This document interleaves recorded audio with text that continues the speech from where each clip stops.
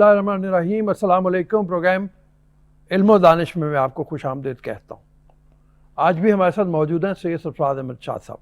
आज का प्रोग्राम जो है ये भी आप ही की सवालों, आपके आरा जो आप भेजना चाहते हैं, हमें शाह साहब से पूछना चाहते हैं, उन पर बेस करके हमने रखा है। तो मैं शाह साहब से फौरी तौर पर चलता हूँ इनकी तरफ। अस्सलाम वालेकुम शाह साहब। वालेकुम अस्सलाम। ये किसी ने भेजा मुझे, हम पहले भी इस बारे में बात कर रहे हैं, लेकिन वो ये है कि शाह शम्स तबरेज़ी का एक कॉल है, किसी ने कल नकल करके भेजा है, और वो ये है कि हम जो कुछ करते हैं इसका असर हमारे दिल पर पड़ता है और हमारी नीयत पर भी पड़ता है। इसका क्या मतलब है कि हमारी नीयत पर भी पड़ता है जो कुछ हम करते हैं उसका असर? जैसे मैंने आपके साथ किसी प्रोग्राम में ये अर्ज़ किया था कि ये बड़े लोग हैं और ये इल्म के एक बड़े आला मकाम पे बैठे हैं, तो ये समंदर को कूज़े में बंद करते हैं, दरिया को नहीं, समुंदर को कर देते हैं। असल में शाह शम्स तबरेज़ साहब जो इस जुमले के ज़रिए फरमाना चाह रहे हैं वो ये है कि हमारे जितने अमाल हैं वो मातहत हैं हमारे नीयत और इरादे से, सोच और इरादे से कह लीजिए आप, कि हम पहले सोचते हैं कि मैं ये काम करूं, फिर हम नियत या इरादा कर लेते हैं, और उसके बाद तीसरा स्टेप ये होता है कि हम उसे अमली जामा पहना देते हैं। नेकी के बारे में जब हम सोचते हैं, इसीलिए नेकी दर्ज हो जाती है हमारी। जब नियत करते हैं तो दर्ज हो जाएगी। गुनाह उस वक्त तक दर्ज नहीं होता जब तक कि हमसे वो गुनाह सरजद ना हो जाए। इसलिए कि इन तीनों चीज़ों का बड़ा गहरा ताल्लुक है, सोच, नियत या इरादा, और उसके बाद अमल। हमारा जो कल्ब है अगर वो स्याह होना शुरू हो जाए तो हमारी सोच नेगेटिव हो जाएगी। जब सोच नेगेटिव होगी तो हमारे इरादे भी ठीक नहीं होंगे, और जब इरादे ठीक नहीं होंगे, पाक नहीं होंगे, तो अमाल भी हमारे साले नहीं होंगे। तो यूं, चूंकि रूहानियत में ये कहा जाता है कि सोच का ताल्लुक कल्ब से है जी, और इरादे का ताल्लुक ज़हन से है, अमल का ताल्लुक इंसान के जिस्म से है। ये तीन चीज़ें रूहानियत में हैं। ठीक। तो जब हमारे अमाल ख़राब होते हैं तो ये इंसान को देख लेना चाहिए कि अगर मुझसे गलत कोई फेल हो रहा है तो इसका मतलब ये है कि मेरे कल्ब की दुरुस्ती होने वाली है। मैं कल्ब को नहीं फॉलो कर रहा बल्कि नफ्स को फॉलो कर रहा हूँ। तो मुझे अपने आप को ठीक करना चाहिए। ठीक है। तो मेरा ज़मीर मुझे नहीं रोक पा रहा उस गलत सोच से, इरादे से, तो मुझे अपने ज़मीर पर काम करना है कि उसे जगाना है। तो मेरे अमाल खुद ब खुद दुरुस्त हो जाएंगे। उससे ये मुराद है सारी। ये फरमाइए, ये बुजुर्गान जो कहते हैं कि जैसे कल्ब का आपने जिक्र किया कि सूफ़ी जो है वो अपनी तीसरी आंख से देखता है, ये तीसरी आंख क्या है? ये कल्ब की निगाह है, बातिन है, क्या है तीसरी आंख? ये टर्म असल में ज़्यादा इस्तेमाल होती है हिंदुइज़्म में। उनकी जो रूहानियत की फील्ड है, ये टर्म उसमें ज़्यादा इस्तेमाल होती है।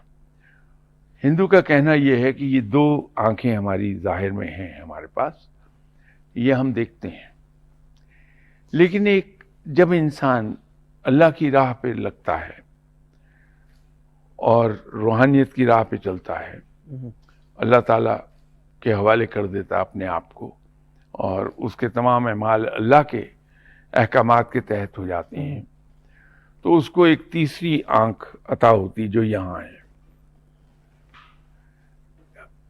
इस्लामिक रूहानियत में ये कहा जाएगा कि रब ताला उसे फरासत अता फरमा देता है, اور وہ چیزوں کو فراست کی نگاہ سے دیکھتا ہے. ٹھیک ہے. تو وہ چیزیں یا چیزوں کے وہ پہلو، معاملات کے وہ پہلو جو عام آدمی کی نظر میں نہیں آتے ہیں، وہ اس فراست کی وجہ سے ان پہلوؤں پر بھی غور کرنے لگتا ہے. اسی لیے جب وہ رائے دے گا کسی چیز میں تو اس کی رائے بڑی صائب ہوگی. ٹھیک ہے. تو اس سے تیسری آنکھ سے یہ مراد ہے. اس کو باطن کی آنکھ بھی کہا جاتا ہے. ٹھیک ہے. ہم باطن کی آنکھ ہم اس کو فراست کہہ دیں گے. ٹھیک ہے، فراست کہیں گے. یہ بالکل ٹھیک ہے. اچھا، یہ ایک سوال کسی نے بھیجا ہے اور وہ یہ ہے کہ ظاہری اعمال جو ہیں وہ بڑے ضروری ہیں، لیکن صوفیہ کے ہاں باطنی اعمال کو اتنی فوقیت کیوں دی جاتی ہے؟ کیا ظاہری اعمال بھی اتنے ہی ضروری نہیں ہیں؟ میں نے ابھی تھوڑی دیر پہلے اسی پروگرام میں ایک چیز ایکسپلین کی کہ اعمال کس چیز کا نتیجہ ہے. ہماری سوچ اور ہماری نیت یا ارادہ. جب ہماری سوچ نیک ہو جاتی ہے تو اعمال خود بخود ٹھیک ہوتے ہیں. یہ فقیر لوگ جو باطنی اعمال ہیں ان سے مراد یہ ہوتی ہے کہ وہ خلوت میں بھی اور جلوت میں بھی وہ رب تعالیٰ کے خوف سے لرزتے رہتے ہیں. ان کی خلوت جو ہے وہ بھی اتنی ہی پاکیزہ ہوتی ہے جتنی ان کی جلوت. ٹھیک ہے. تو باطن میں بھی وہ اتنے ہی صاف ہیں جتنے ان کے ظاہری اعمال. ٹھیک ہے. تو باطن پاک کرتے ہیں تو ظاہر خود بخود پاک ہو جاتا ہے. ٹھیک ہے. لیکن ہم جیسا گناہگار آدمی کے لیے ضروری ہے کہ پہلے اپنے ظاہر کو پاک کرنا شروع کرے تو باطن خود بخود پاک ہوتا چلا جائے گا. یہاں یہی ضمنی سا سوال ہے چھوٹا سا کہ ظاہر کو پاک کرنے سے باطن پاک ہو جاتا ہے. جی، یہ لازم ہے. تو کیا میں اس کی آپ کو ایک پروف دے سکتا ہوں. جی. کہ قرآن یہ واضح الفاظ میں کہہ رہا ہے کہ نماز انسان کو برائیوں سے روکتی ہے. اب اگر میں نے نماز پڑھنی شروع کی، یہ ظاہر کا میرا فعل ہے، میں نماز قائم کرتا ہوں تو میں برائیوں سے رکنے لگتا ہوں تو میرا باطن ٹھیک ہو گیا. ٹھیک ہے، بالکل صحیح ہے. اور اسی طرح سے باطن پاک کرنے سے بھی کیا ظاہر پاک ہو جاتا ہے؟ وہ تو بڑی پکی سب بات کچھ ہے پھر کہ یہ فقیر لوگ اصل میں ان کی تربیت کا ایک خاص سیکوینس ہے کہ یہ پہلے اپنے پاس جو شاگردی میں آتا ہے ان کی، اپنے شاگرد کی سب سے پہلے یہ انا ختم کرتے ہیں، جس کو ہم عرف عام میں کہتے ہیں. وہ اس کو ختم کرتے ہیں، اس کی ظاہری زیبائش کو ختم کرتے ہیں کہ اس کے بال ختم کر دیتے ہیں، اس طرح پھیر دیتے ہیں. پھر جوتے سیدھے کرتا ہے وہ آنے والوں کے irrespective of his social status. اگر بادشاہ بھی ان کی شاگردی میں آ جائے گا تو اس کے ساتھ بھی یہی سلوک ہوگا. وہ لوگوں کے جوتے صاف کرے گا، ان کو سیدھے کر کے رکھے گا. اس کے بعد وہ اس آدمی اپنے استاد کے پاس آنے والے مہمانوں کے جھوٹے برتن ریموو کرے گا، ان کے جھوٹے برتن دھوئے گا. پھر اگلی سٹیج آ جائے گی کہ وہ کھانا سرو کرے گا مہمانوں کو. آخری سٹیج یہ ہوگی کہ وہ لنگر تقسیم کرنے کے لیے بیٹھے گا. یہ تربیت کا ایک پہلو ہے. دوسری طرف اس کے عبادات اور ذکر اذکار کا پہلو ہے کہ وہ 5 وقت کی نماز جماعت کے ساتھ پڑھے گا، قرآن پاک کی تلاوت صبح دوپہر شام کرے گا، ذکر اذکار اس کو دیے جائیں گے جو قیام اللیل کی طرف چلا جائے گا، یوں آسان لفظوں میں کہہ لیجئے. تو وہ عبادات کا جو اس کی سائیڈ ہے اس میں وہ قیام اللیل اور فرض اور نفلی عبادات. دوسری طرف تربیت یہ ہے کہ اس کی انا ختم ہو جائے. جب انا ختم ہوتی ہے، زیبائش سے دور ہوتا ہے تو اس کے دل سے دنیا کی محبت نکلتی ہے. جو صحیح استاد ہے روحانیت میں، وہ اپنے پاس آنے والے آدمی کی سب سے پہلے دل سے دنیا کی محبت نکالتا ہے. کہ ایک بار دنیا کی محبت نکل گئی اس کے دل سے تو اس کے لیے اس راہ پہ، اللہ کی راہ پہ چلنا آسان ہو جائے گا.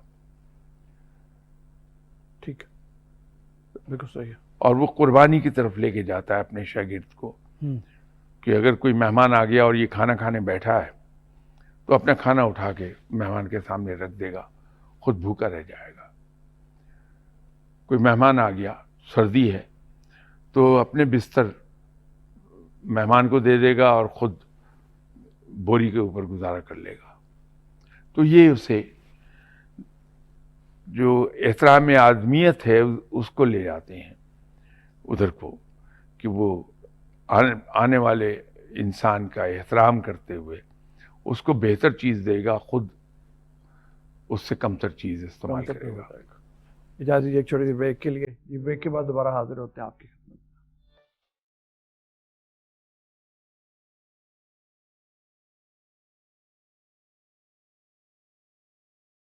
السلام علیکم. دوبارہ جی بریک کے بعد. شاہ صاحب، جیسے آپ بریک سے پہلے ہم بات کر رہے تھے ظاہری اور باطنی اعمال کے حوالے سے، میں ہمیشہ یہی وجہ ہوگی کہ جس کی بنیاد کے اوپر ہم دیکھیں کہ عبداللہ بن ابی رئیس المنافقین جس کو کہا گیا، ظاہری اعمال اس کے پورے تھے، پوری نماز پڑھ رہا ہے، اور یہاں تک کہ ایک مسجد بھی علیحدہ بنوا دی جس کو گرا دینے کا حکم دیا گیا، لیکن باطنی طور پہ وہ سوچ ٹھیک نہیں، منافق تھا خود ہی. جی، اور اسی وجہ سے چونکہ باطنی طور پہ ٹھیک نہ ہونے کی وجہ سے ان کی مسجد جو ہے وہ شر کی بنیاد بن رہی تھی جس کو گرا دینے. صرف مسجد نہیں جی، باطنی سوچ ٹھیک نہ ہونے کی بنا پر اس کے دنیاوی اعمال بھی قبول نہیں کیے گئے، اسے کنڈیم کر دیا گیا اور رئیس المنافقین اس کے نام کے ساتھ آ گیا. یہ کنڈیم کرنے ہی کی تمام عمر کے لیے، تمام جب تک آنے والے تمام وقتوں کے لیے، تمام وقتوں کے لیے اس کو رئیس المنافقین ہی کہا جائے گا. تو یہ یہاں سے ایک چیز کی اور بڑی اہمیت ہو جاتی ہے، اور وہ یہ ہے کہ نیت پہ بہت اہمیت ہے زیادہ، کہ آپ کی نیت کیا ہے. اس کی نیت نہیں تھی صحیح کام کرنے کی، عبداللہ بن نبی کی، تو اسی وجہ سے وہ کنڈیم ہوئے. اگر اس کی نیت ہوتی تو پھر شاید وہ اعمال بھی اس کے درست. دیکھیے، اگر اس کی یہ سوچ ٹھیک ہوتی، وہ اپنے ماضی سے رشتہ ناتا پوری طرح توڑ کے اسلام میں داخل ہوا ہوتا اور اسلام کو سچے دل سے سچا دین مانتا، تو اس کی نیت کبھی خراب نہ ہوتی. نیت خراب نہ ہوتی تو اعمال بھی نہ خراب ہوتے. تو اصل میں بکھیڑا سوچ کا ہے، اس کے خیالات کا ہے. ٹھیک ہے. یہی فرمائیے کہ اس میں ایک اور چیز بھی ہم اس پہلو سے ہمارے ذہن میں آتی ہے، اور وہ یہ ہے کہ اس کو صحبت ملی نبی اکرم صلی اللہ علیہ وسلم کی، لیکن اس نے محبت نہیں کی ان سے. اگر محبت کی ہوتی تو محبت کا تقاضا یہ تھا کہ جو آپ اکثر کہتے ہیں ٹوٹل سبمیشن، نبی کے سامنے تو یہ ضروری ہے، جو اللہ کے سامنے بھی ہے بنیادی طور پہ ایک راستہ بنتا ہے، تو اس نے وہ نہیں کیا. اب نبی کی محبت اس حوالے سے کتنی اہمیت کی حامل ہے، یہ اس کو آپ ذرا بہتر بتا سکتے ہیں. دیکھیے، اگر اس کی نیت میں کھوٹ نہ ہوتا تو یہ آپ صلی اللہ علیہ وسلم سے عشق کرتا جیسے دوسرے صحابہ کرام کرتے تھے. تو جب ہم کسی سے عشق کر لیتے ہیں تو ہم اس کی چھوٹی سی چھوٹی بات کو بھی بڑی خوشی کے سے ہم اس کی تعمیل کرتے ہیں. تعمیل اس کے چھوٹے سے چھوٹے حکم کی ہوتی ہے، خوشی کے ساتھ، ذوق و شوق کے ساتھ، لیکن ایک خوف ہمیشہ کہیں at the back of our mind رہتا ہے کہ جس سے میں عشق کرتا ہوں، محبت کرتا ہوں، مجھ سے ناراض نہ ہو جائے. وہاں خوف سزا کا نہیں ہے، وہاں خوف ہے کہ مجھ سے ناراض نہ ہو جائے، کیونکہ سزا کے خوف میں جبر آ جائے گا. لیکن جب عشق کرتا ہے کسی کے ساتھ تو اس کے ناراضگی سے ڈرتا ہے کہ مجھ سے ناراض نہ ہو جائے، میرا محبوب مجھ سے روٹھ نہ جائے. تو آپ صلی اللہ علیہ وسلم کی ذات مبارکہ سے جب تک ہم عشق نہیں کرتے، جب تک اپنے ماں باپ اپنے جان و مال سے زیادہ عزیز نہیں جانتے آپ صلی اللہ علیہ وسلم کو، ہم پوری طرح سے احکامات پہ عمل نہیں کر پائیں گے، وہ ذوق و شوق نہیں ہوگا ہمارا۔ ٹھیک ہے، یہ ایک سوال ہم لے لیتے ہیں۔ یہ سوال ہے کسی کا، اور وہ یہ ہے کہ اللہ تعالیٰ نے قرآن مجید میں فرمایا کہ تم میرا ذکر کرو، فَاذْكُرُونِی اذکرکم، جو میرے خیال میں وہاں سے وہ لے رہے ہیں، تو میں تمہارا ذکر کروں گا۔ یہ اللہ کا ذکر کرنے سے کیا مراد ہے؟ وہ ہمیں یاد رکھتا ہے، جب یاد رکھتا ہے تو ہم پر اس کی رحمتوں کی بارش ہوتی ہے۔ تو اسی لیے جب بھی میں کبھی عبادت کا ذکر کروں تو میں عام طور پر رب کو پکارنے کے الفاظ استعمال کرتا ہوں کہ جب ہم اسے پکارتے ہیں، اس کا ذکر کرتے ہیں، تو جواب میں ہمارا ذکر ہوتا ہے آسمانوں پر، اور وہ باعث رحمت ہوتا ہے ہمارے لیے کہ ہم پر اللہ کی رحمتیں نازل ہوتی ہیں۔ یہ ہم دعا جو مانگتے ہیں، آپ تو بھلے آدمی، نیک آدمی ہیں، مجھ جیسا گناہ گار آدمی جب دعا مانگتا ہے تو کبھی اگر میرے منہ کے ساتھ کان لگا کے سنے تو میں رب سے صرف دنیاوی چیزیں مانگ رہا ہوتا ہوں۔ اور عجیب چیز ہے کہ میرے ذہن میں آج تک کبھی نہیں آیا کہ آپ صلی اللہ علیہ وسلم نے کبھی دنیاوی دعا کی ہی نہیں، دنیاوی چیزوں کے لیے، صرف امت کی بخشش کی ایک ایسی چیز ہے۔ ورنہ حالانکہ آپ صلی اللہ علیہ وسلم تو معصوم تھے، گناہ کا کوئی سوال ہی نہیں پیدا ہوتا، لیکن بخشش کی، مغفرت کی دعا مانگتے تھے اپنی رو رو کے، تو امت کی بھی دعا مانگتے تھے۔ ہمارے پاس مانگنے کو بہت چیزیں ہیں رب تعالیٰ سے۔ ہم رب سے رحم مانگیں، اس سے اس کی مغفرت مانگیں کہ وہ ہماری مغفرت فرما دے رب۔ جب رحم مانگتے ہیں تو در حقیقت ایک لفظ کے ساتھ ہم بہت سی چیزیں کہہ رہے ہوتے ہیں کہ ہم رب تعالیٰ کے سامنے اس چیز کا کنفیشن کر رہے ہوتے ہیں کہ ہم تیرے قصوروار ہیں، ہم خطا کار ہیں۔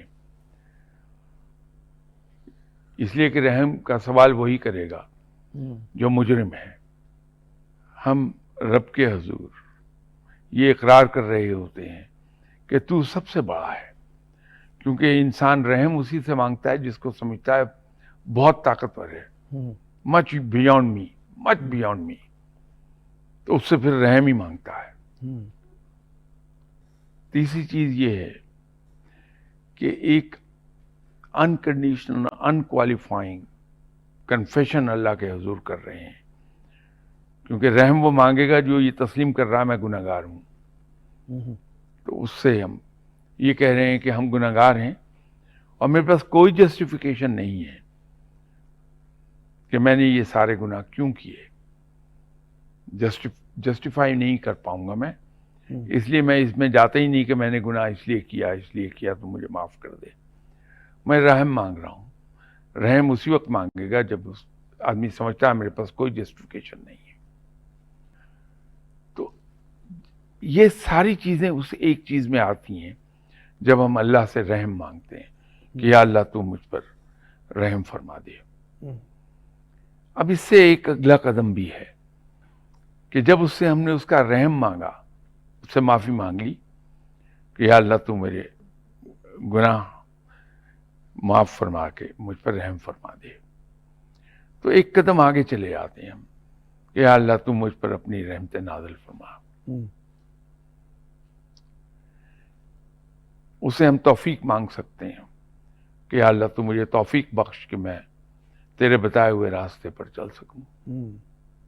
آخر پر اگر ہمارے اندر اتنی ہمت ہے، حوصلہ ہے، تو ہم رب سے یہ کہہ سکتے ہیں کہ یا اللہ تو میرے اوپر اپنی رحمت نازل فرما اور تو مجھے اپنا آپ عطا فرما دے۔ مطلب یہ ہے تو مجھے اپنا بنا لے۔ تو یہ جب میں نے یہ کہہ دیا کہ یا اللہ تو مجھے اپنا بنا لے، تو مجھے تو سب کچھ مل گیا، رہا کیا پیچھے؟ تو میں مانگ کیا رہا ہوں اللہ سے؟ ہوں، اس سے میں وہ چیزیں مانگ رہا ہوں جس کی اہمیت میرے رب کے نظر میں مری ہوئی بکری کے ایک بال کے برابر بھی نہیں ہے. ہوں، جن چیزوں کو وہ اتنا حقیر جانتا ہے میں اس سے مانگتا ہی وہ ہوں.